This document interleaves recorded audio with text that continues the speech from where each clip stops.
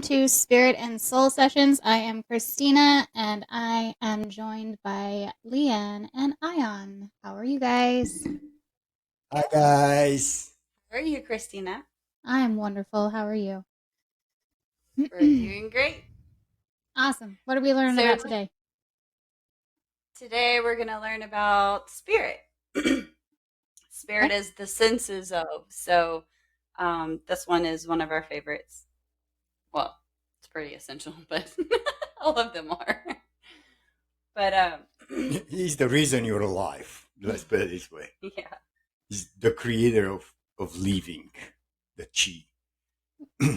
Right. So when a baby is born, a spirit enters at birth. It's our first breath when we first enter through our mother's portal. Um, the first breath is our spirit entering our body. So we choose our spirit when we're born. And a lot of people, I mean, I know that I was referred to as a spirited child. So spirit is like the senses of it's our expression of ourselves. So we each have different spirits. Let's start actually with saying that spirit is split in two: the breath that we're taking and the guide. So that's our spirit that is together and separate in the same time. So the senses come from the guide, spirit guide, and is different than the free will and the higher self.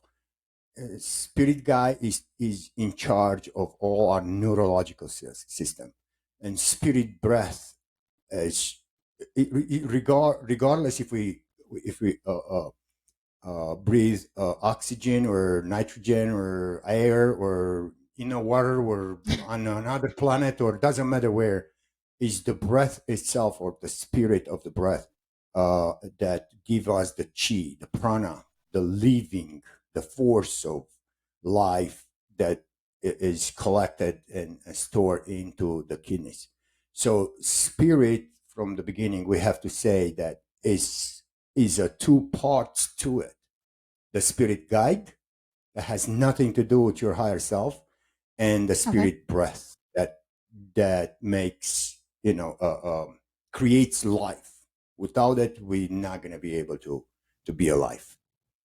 Though the spirit and free will do work really, really, really well together. Yeah, I mean, they all do really, but it's all intermingled. So. Yeah. So there's 8 prime components to the spirit. The first one is the sense of nobility or loyalty. Yeah, the sense of nobility, you're gonna feel that. It always have some the all the senses have some to do with the opposite positive of the feelings of the ego. So sense of nobility is an opposite positive of feeling. The sense of nobility is opposite positive of the feeling inside the ego of honor. So both are good, but Well, nobility means the quality or state of being noble in character, quality or rank. So our character is how others see us, and we should all strive to be noble and loyal in all we do because our character reflects who we are, if we're trustworthy or not, our reputation. So that character and maintaining that character, that's to me, that's the whole point of what we're doing is living, building our character up in a way that's Christ-like. So we're flowing into that crystalline, the flow, the harmony, the force. We're flowing with our fate because we've built up our character um in the best possible way for our soul. and you not necessarily feel those things, you're gonna sense them. Yeah. They're sensory for it, all around your skin, sensations. Those are Touch. senses that the spirit work with. And that The nervous includes system. our touch, feel, touch, see, sight, smell, hear, That includes taste. everything. Yeah. All of those are. I mean, obviously that's pretty basic, but go ahead, Christina. Do you have a question, Christine? I'm good. Oh, sorry. Nope, I'm good. I'm just listening. So at this point, we have to say that the ego always works against the spirit because the spirit is huge, and ego thinks that he's bigger than the spirit, and always have this uh, uh, uh, instead of nobility, ego calls it honor. You're going to have honorable judges. You're going to have all this kind of stuff. So, yeah, ego always works against the spirit guide, not the spirit. He can't work against the spirit life. So, Yeah, ego is like the rebellious child, and we'll go over that more when we get to the ego, but to kind of tie all of the bodies in.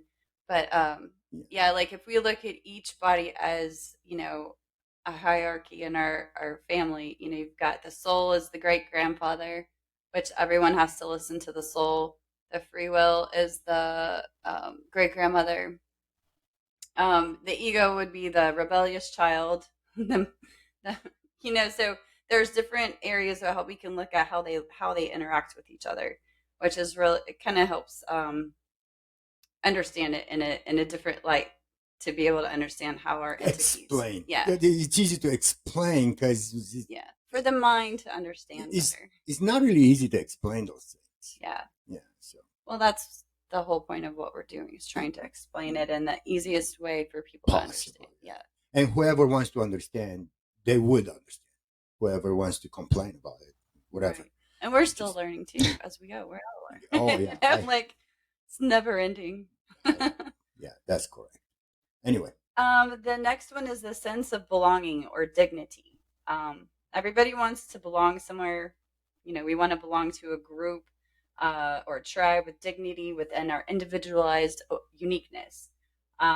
We want to all feel included. We want to feel like we belong somewhere. And I think that a lot of people in this day and age are not feeling that as much, just because of situational situations. But what it means to belong to some, it's a tribal thing, but it's not the bad thing.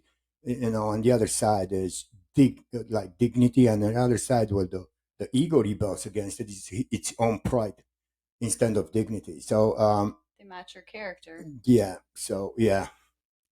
Well, segregation has always been our biggest problem. Yeah. We don't have to segregate out. We are humankind. We are a tribe.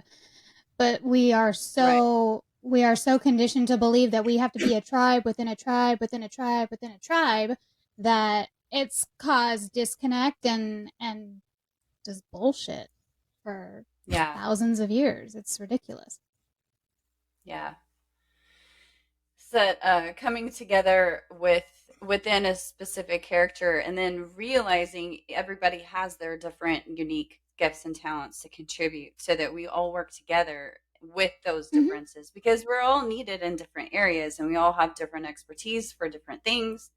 But when we put it all together, we become this amazing machine that can just, machine's a bad word, but amazing amazing group of humans that are working together towards the same goal. This is where communism stole the whole thing. They commune everybody in the propagandists, but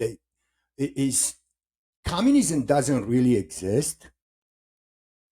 It's just a propaganda machine to make people feel good. And people believe in it because, like we said, that's a spiritual guide that feels that way too. That's where they took on communism. Those the tribe thing. They take the communists take the idea and run with that, but they didn't give the individual dignity the way the spirit would. So in the end, it's going to be just a totalitarian government. That's what communism is. And it's coming from a long time ago, where Aristotle tried to teach Alexander the Great how to deal with communism. And he said, no, I'm just going to take a sword and conquer the world. So that's what he got done. Yeah, that's what he did. He didn't care for Aristotle anymore, and Plato and Socrates. So he's like, okay, I'll show you how he's done. So that's communism. Alexander was the first communist leader ever. Alexander the Great in Macedonia. Okay. So that's what I tried to say. Okay. The next sense is the sense of charm or charisma. Everyone has a certain level of charm or charisma. This is dependent on the spirit that we choose. Charisma is divinely conferred power or talent.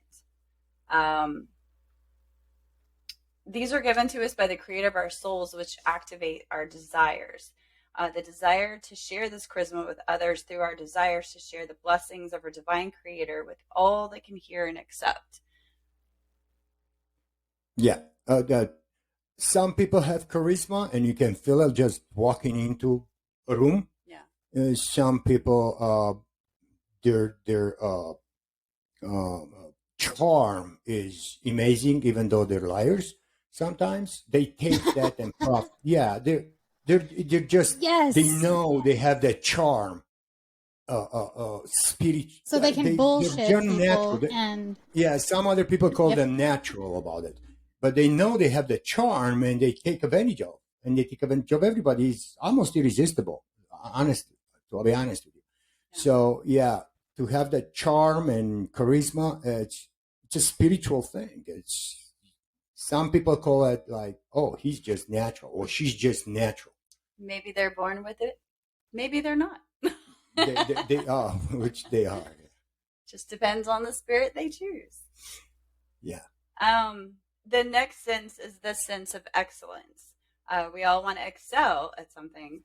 Our unique, individualized vibrations propel our galaxy forward, so we must have some kind of excellence to be able to help propel ourselves and our planet forward through the galaxy. I have no comment about it. It is what it is. Yeah. Sense of excellence. You have to strive all your life, not to be perfect, but to be excellent. Do your best in everything you can do. And yeah. Perfection is not good. It's just frustration. But being excellent, yes, you're going to get appreciated. You're going to get appreciated if you're excellent. Perfectionists drive themselves crazy. Yeah. Yes, we do. Yes, we do. I've had to back off from that. Like, okay, no more perfectionism. I just can't do it. I totally understand. Yeah. Especially when I'm trying to create something, I'm like, it's not working, you know? And I'm just like, woosah, I gotta back away. Yeah. Sometimes, just for our own sanity, it's like, oh, maybe that's not so important. Right. The next sense is the sense of knowing. There's times where we just know something. You know, we don't know how we know. We just know we know.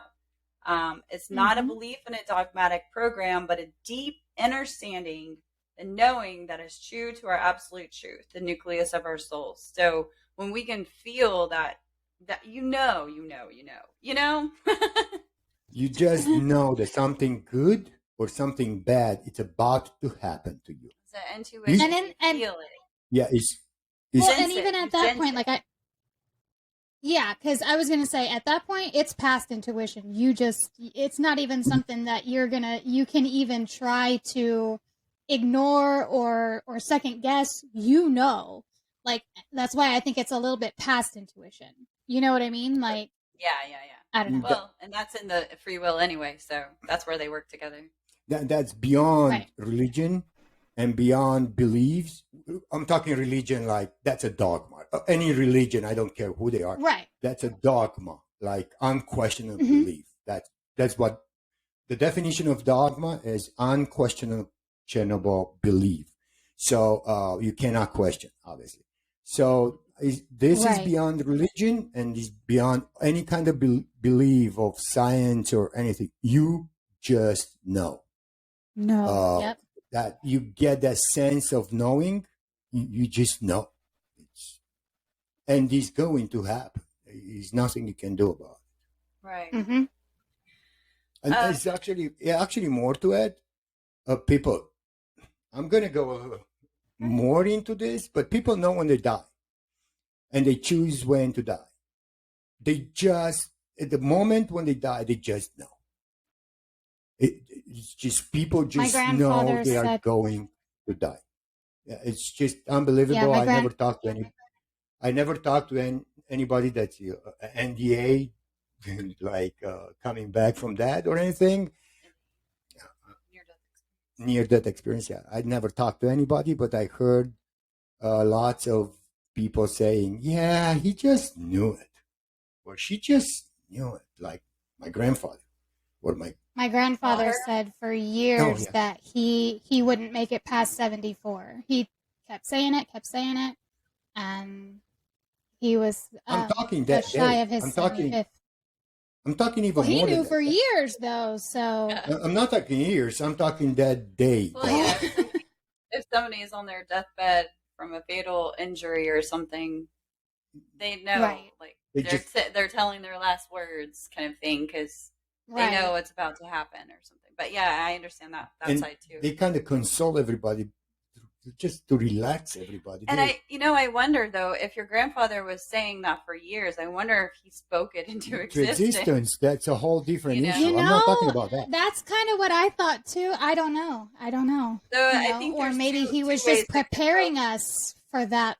You know, you can. Yeah, it could go either I don't way. know. But Hmm. What I'm trying to say here is death is a choice. Am I going to go? I'm not going to go into it to explain so much, but it's kind well, of weird. But death, everything is a choice.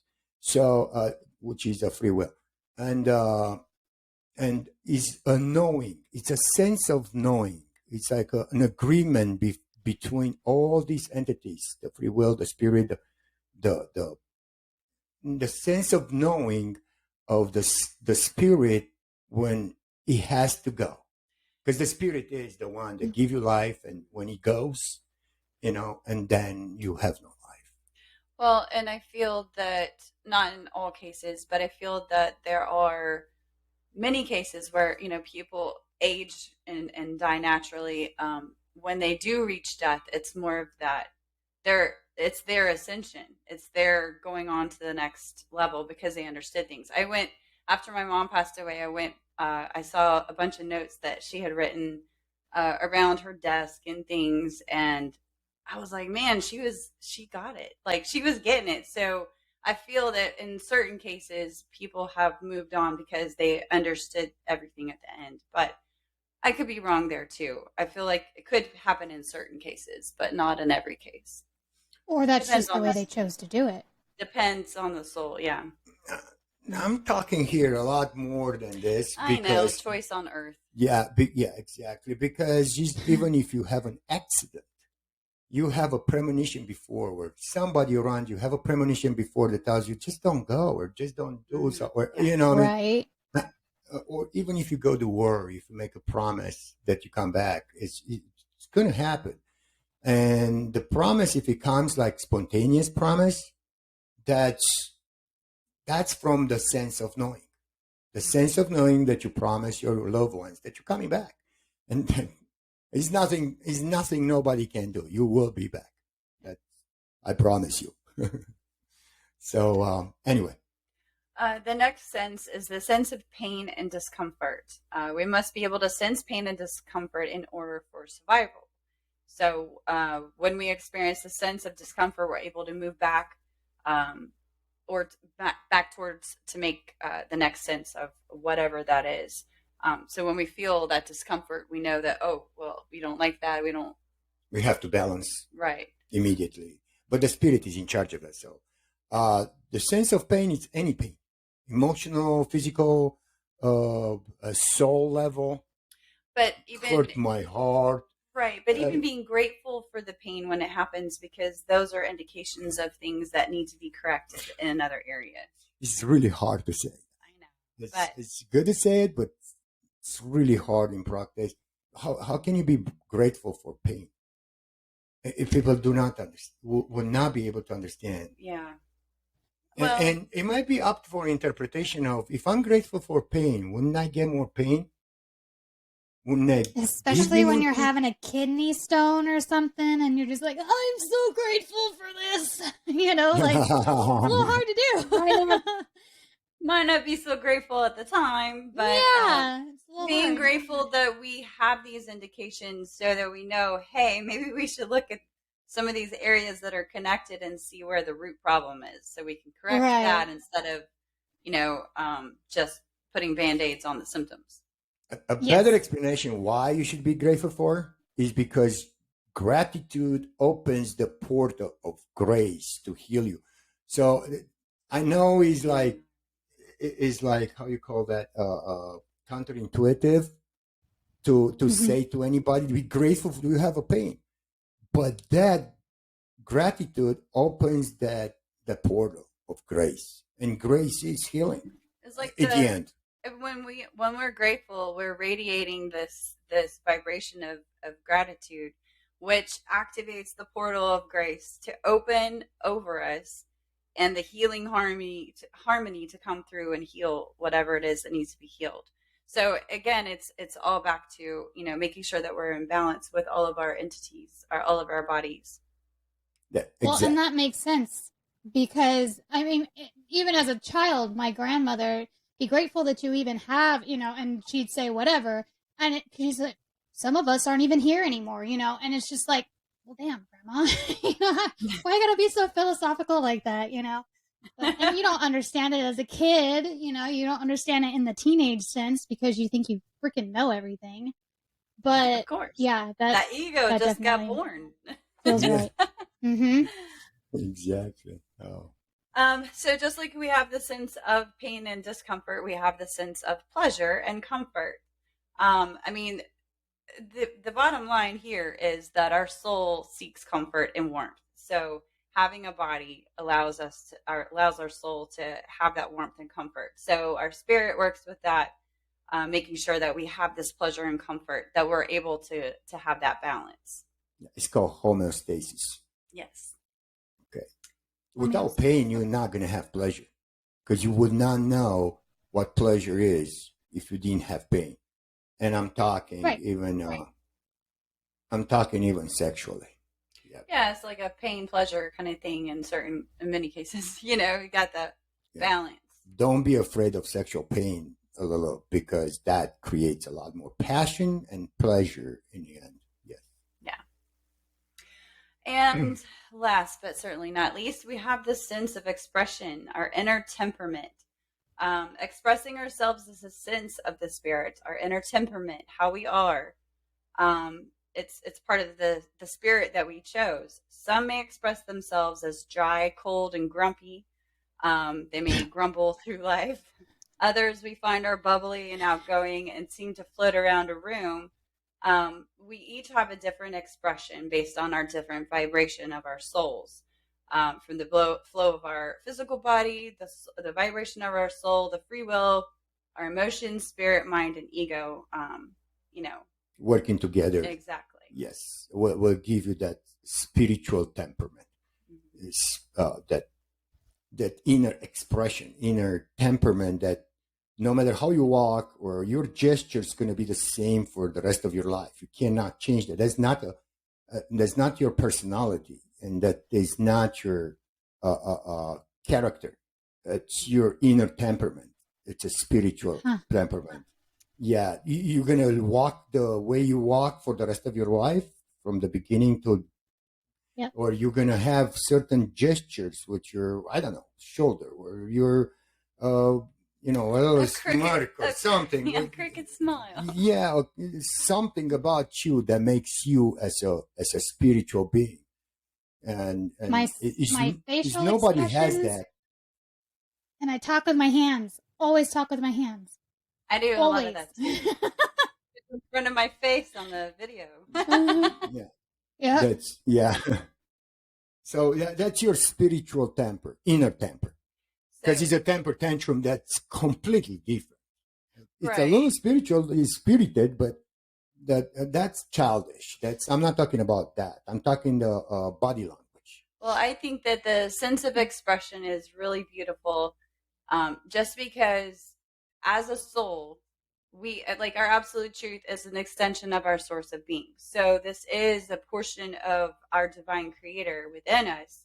And through the spirit, we have this sense of expression. So we're able to express our divine creator through our being. And I think that's really awesome. Yeah. And it makes me wonder if divine creator is not moody. Well, clearly there has to be, because all of us. Well, I'm just saying. Well, if the divine creator is experiencing itself in every possible way. I mean, that just explains everything going on as a whole, but to get every single experience and every single emotion and every single situation and experience each one to go into the bank Yeah. Right. or the archives. I mean, that's just, I think it's interesting. Yeah, there's a lot that are probably not, there's a lot of expression that is not favorable, but I think as a whole, it's really, really cool to know that we're expressing our divine creator in various ways. So, and again, that it goes back to our character and making sure that we're living in a way that is reflecting the character of our divine creator through our expression, through our all of our being. Sorry. Is what everybody calls it art or beauty. That's what it is. This expression. It doesn't matter if it's ugly, it's still admirable. Admiration is everywhere. Yeah. It is so ugly, you can't take your eyes off of it. So I'm sure that's admirable. I know. It's funny. And some people take advantage of it. Yeah. They just make art like, what is that? There's like, not even anything. It's like when abstract art came out. I was like, oh, people are making millions of dollars with lines. I could do that. Right? No, you can't, because you're not connected. Exactly. They're making it textured. I could do that too. Yeah. I mean, like, it's not about the art itself. It's about what connections they have at that point. So that's where it's like frustrating to the people that do have some kind of creativity to put on a canvas. It's like, oh. That kind of art is to hide money. Okay, let's put it. To launder money through. So that's why that just, and they got really bad at that. I mean, they even put their satanic thing. Can I say that on YouTube? Yeah. You can say whatever you want. Their stupidity on some art. It's like, oh my gosh, look at it. No, it's not. Only you people admire the literally. Yeah. Anyway, you know what I mean. It's not admirable. I know what you mean. But they launder money through it. So because they got connected to the printing machine of money, so they have to justify that, why they print the money for them. So they launder money through that. Yeah. So art is a money laundering machine. I don't care. Voltaire, that's the biggest asshole. So yeah, he started the French Revolution. So tell us how you really feel. That's so much. I mean, if you read all the philosophy of that, people don't understand that Friedrich Engels, that actually taught Karl Marx, was a communist that was taught by the guy in Hope, Indiana, how communism works. Is it Hope, Indiana? So he went back to England and told Karl Marx what to do, and all of a sudden it's Karl Marx idea of Communist Manifesto. A whole thing started in here. Even Nazism started in here. I mean, if we can, that was eugenics was in 1920s in the United States. In Virginia, they tried to, whatever they were trying to get rid of the hillbillies. The hillbillies, yes. But the United States is never at fault for anything. So of course not. We're always the ones going to bullshit. When the judge was like not agreeing with them, because again, it's a spiritual thing. You can't do this just because he's not of your liking. They're not Aryans. So they moved their business to Germany. That's, yeah, that's what they did. They moved their business to Germany and they built their own. German people had no idea what happened to them between 1920 and 1940. They were keeping out. They were disgusted after the war when they saw the genocide and everything, because they didn't kill Jews. They killed people in the first place. They killed souls. I don't care how you call that. Yeah, that's just anyway. So are the communists in Russia. We can talk about politics back in history for 1,000 years. or for 6,000 years, whatever. But he has a plethora of knowledge and historical data. it is. It's all connected. So does my know. dad. Look at the greatest empire ever, the Mongols. They just disseminated them. Do you know how many Mongolians in Mongolia right now? It's a vast territory, Mongolia. And how many citizens do they have? 3 million? Yeah. Are you kidding me? The greatest empire, they just kill them all? It's just not. Well, Kamala Harris said it, a couple days ago or yesterday, I'm not sure which day, but that, It's about she flat out said on public TV that they're trying to reduce the population. Literally, yeah, those I are saw the that and I was re- like, wait, and What? people were cheering, and I'm like, did you not hear what she Yeah. just said? Yeah, people were clapping. Why are you cheering? It could be you. Like, what the hell? It's gonna be. That's It's how gonna be them asleep first. they are. It's crazy. No, it's gonna be them first. That's what Lenin did, and then Stalin. They killed their best people. Stalin literally deported Trotsky, the greatest military mind that best friend of Lenin. When Lenin died, he couldn't kill Trotsky, but he deported him to the United States. I mean, it's just insane the way those people think that they're not going to be, because they're going to be first. Oh. So the ones that clap right now, they're going to be the ones that they're going to go. Anyway, I'm not going to say no more. But Sad. it's sad, yeah. Well, Mm-hmm. nobody understands why the war in Ukraine is right now. Nobody. It is a criminal cabal. In United States started it. The Khazarian that they have like 400 years, if not even more, hold grudges against the Russians, the Romanovs.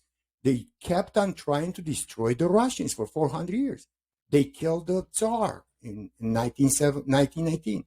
They just have those grudges because it's a lot more history to it, but that's what the whole thing comes down to. It goes a lot farther back than 2014. Oh, yeah. And even that hasn't been fully disclosed to a lot of people. They're like, huh? What? That's a more than 1,000-year war in here. Yeah. That's come to the tradition right now. Talk about some hard-held grudges.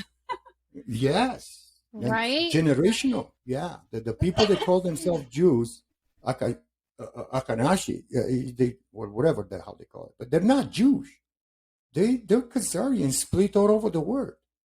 The Zionists. They hijacked the Jewish religion and call themselves Jews, and they're they've been trying to suppress the real Jews. So. If people don't understand what I'm talking about, go check the Balfour Declaration. So they sold out the Palestinian lands and give it to Israel. I don't care about it. I like the Israeli, but I mean, they're Jewish and Israelites, and they have the right to stay there, but they have the right to stay there before Israel as a state arrived. So you can't bring the Ukrainians in Israel and the Palestinians not complaining about it. Yeah, it's just not Israeli over there. They were like Arabs, but. That's so much to it for the past 70, 80 years that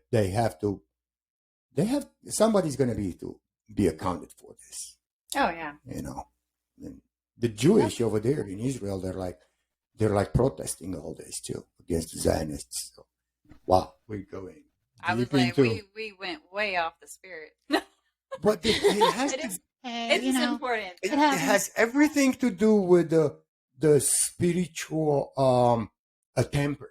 That's exactly where we're at. Yeah. Because everybody has their own way of expressing themselves.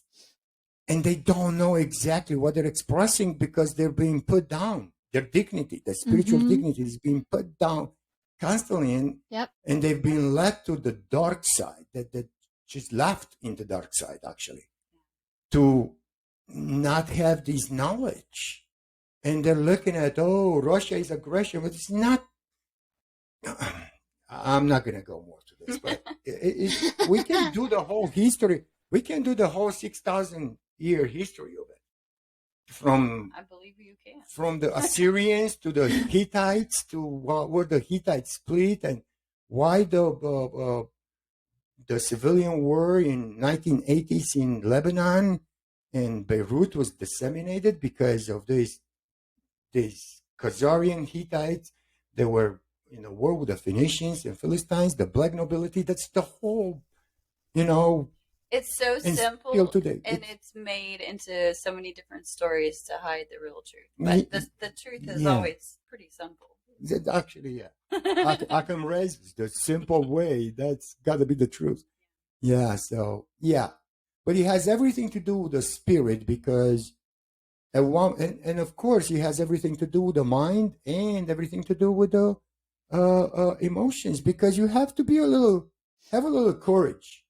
Whether to say the right thing, even if you're wrong, you can change it and accept it after that you're wrong.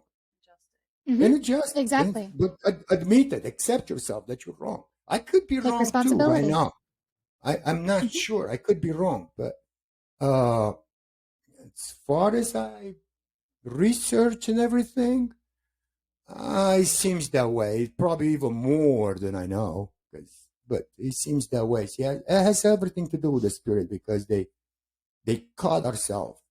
We cut ourselves off of having these religions and not having, like religion and science kind of took over our own spiritual. They separated them. Separates up. Which that's the word. More confusion because how could science and spirituality connect? But it is, no matter which way you look at it. Yeah, they are. It's called interconnection. Everything is connected, and so is the religion and spirituality.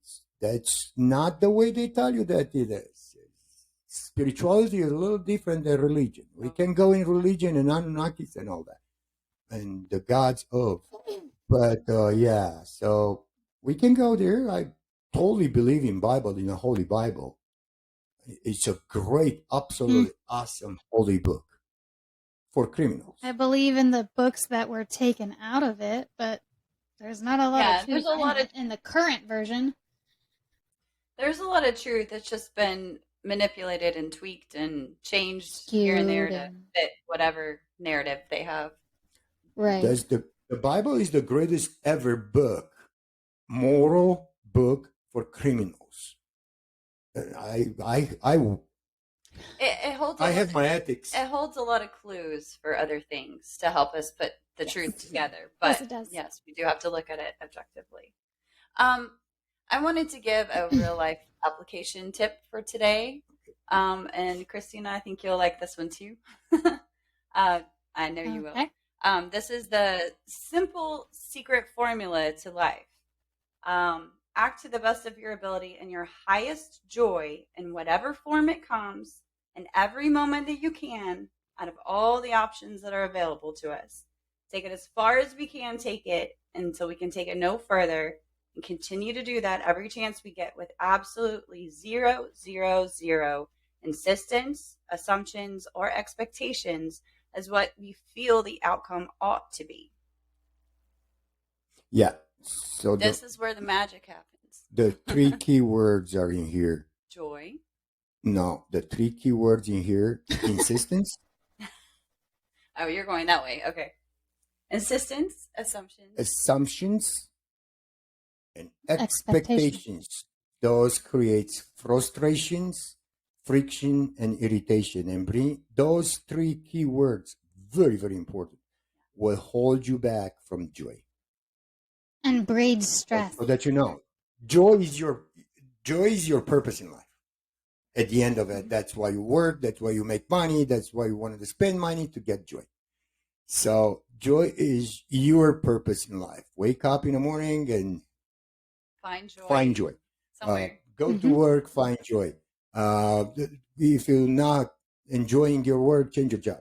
Well, even if you're in a position that you don't necessarily enjoy, it's finding the joys within those moments. Even if you don't enjoy being there, that's really where the trick is You're talking about job. Look, anything. You could do your job. It could be sitting with a family member that you don't want to hang around.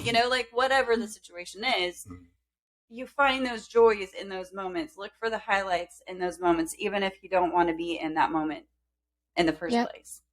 And that's going to make it so much better, and it's going to help the situation going forward. It's the secret formula to a more joyful life is when we can look for the joy and we find it. It's just going to bring more and more and more as we go on. It's now on a joyful note. Is why comedians, and humor is so highly regarded, especially guys with women. Humor goes a long way. I mean, self-deprecation in sexual relationships goes a long way with women and girls and women. Not girls, and women. It's important that when the man you love is trying to make you laugh, even if it's not funny, he's trying to make you laugh. Unless you don't want to be with him, so it's just the whole. Yeah, that's different. Be honest. Unless you're just in one of those moods where it's just like, no, there are not funny. Moments. Get away, But I think there's some women that just don't recognize that that's important to the man in general to be funny instinctively. For them. Yeah. So just pointing that out, that it is important to notice and appreciate when he does make you laugh. It's effort. He's effort. But well, my point is humor is that connection between our spirit and our joy. I mean, as much. And the separation, this is the connection, and the separation is those three important words: expectation, assumptions, and insistence. Yeah. When somebody, that's actually, insistence is like interference with your free will. Somebody insists too much, you're breaking through those layers of your free will. Getting in their personal bubble. Yeah, and it's just so annoying when you insist, constant insistence. Assumptions is accusations. You can accuse.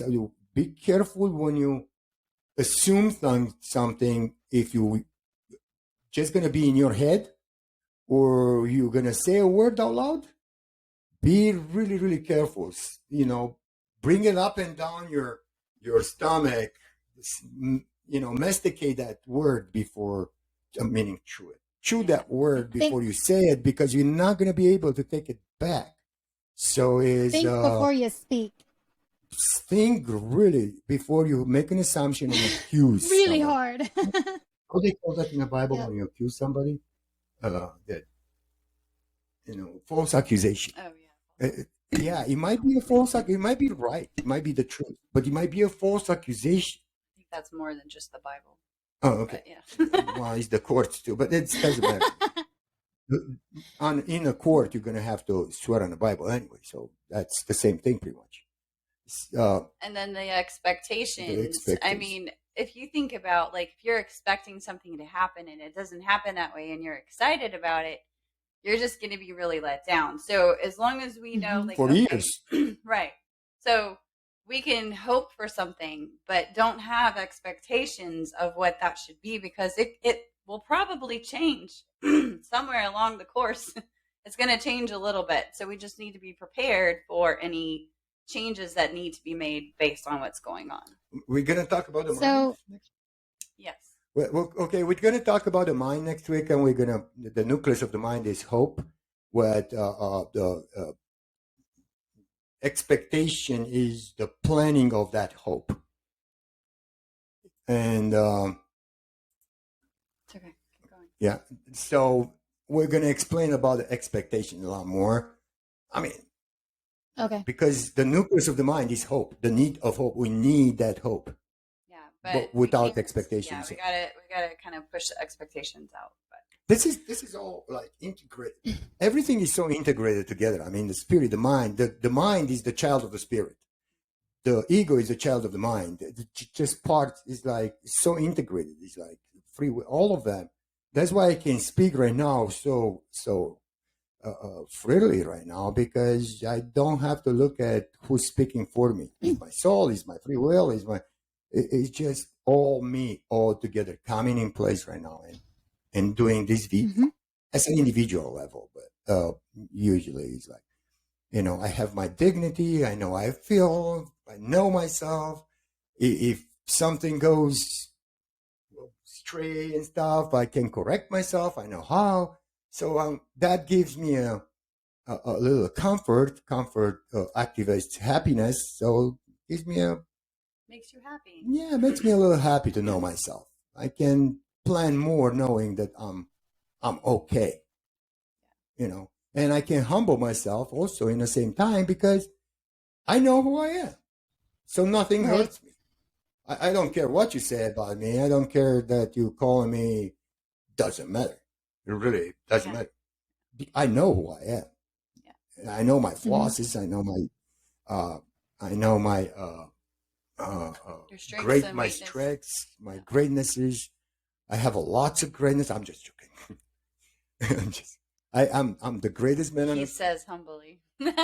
I'm humbly the greatest man on earth. Okay, ego. Right? We'll let you have that one. You're my. We keyed. Yes, yeah. It's a little humor, Self-deprecation. Laughter is divine. Yeah. Well, I think that's probably a pretty good length for today, and it covers most of the spirit. I mean, it covers all the spirit stuff. I'm sure we have more things to add as we go on, but that covers the main pieces. Yeah. Do you have anything you want to add? Not much. Just that in the future is going to be much better because once we get through all this, let's answer to people's questions. I'm sure they have tons of questions, and we can probably answer in real time, real question, real concerns. Yeah. To the individual level with a feeling of sense of dignity and that's a lot of understanding. Understanding is the main word, and do not have assumptions. Be humble. You should be honest. You should use pain and pleasure into a balanced way, and yeah, that's about right. That's all I want to say for right now. Do you have anything, Christina? Do you have any question? Questions, comments, concerns? Okay. I had one about expectations, but since you said that we're going into more detail next week, I'm going to hold off. No, you go ahead. If you have a question for an expectation right now, you just said it, so everybody's going to be wondering, and I don't like to have. Well, let them wonder. Let them wonder. Then they'll tune in. No, I'm not doing that. All right. I'm not doing that. Oh, yes, I'm setting up for the next week, and you have to. No. Go ahead. So yeah, and now maybe I'm either overthinking it or maybe I'm not connecting the lines exactly like I should. But when you say the part about expectations, does that include not having expectations when it comes to promises?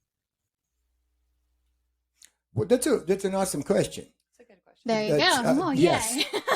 I have a good question. That most of it, yes, that includes when you don't have any expectation when it comes to promises.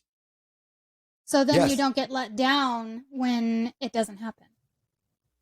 Because you didn't have an expectation. They promised, but things can happen, so it's okay, basically being okay with the universe stepping in and ruining it. Exactly.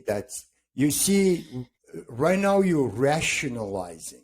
You are in your frontal lobe, you're rationalizing this. So when you promise, is a promise to the free will.